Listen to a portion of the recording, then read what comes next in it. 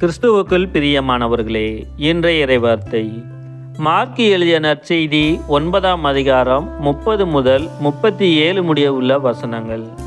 அக்காலத்தில் இயேசுவும் அவருடைய சீடர்களும் மலையை விட்டு புறப்பட்டு கலிலேயா வழியாக சென்றார்கள்.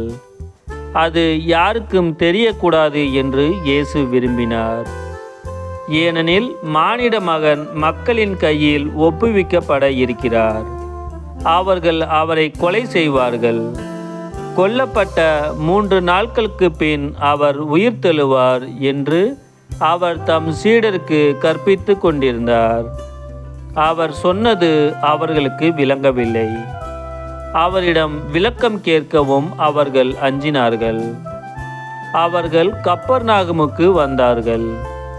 அவர்கள் வீட்டில் இருந்தபொழுது இயேசு, வழியில் நீங்கள் எதை பற்றி வாதாடி கொண்டிருந்தீர்கள் என்று அவர்களிடம் கேட்டார். அவர்கள் பேசாதிருந்தார்கள். ஏனெனில் தங்களுள் பெரியவர் யார் என்பதை பற்றி வழியில் ஒருவரோடு ஒருவர் வாதாடி கொண்டு வந்தார்கள். அப்பொழுது அவர் அமர்ந்து 12 கூப்பிட்டு அவர்களிடம், ஒருவர் முதல்வராக இருக்க விரும்பினால் அவர் அனைவரிலும் கடைசியானவராகவும் அனைவருக்கும் தொண்டராகவும் இருக்கட்டும் என்றார்.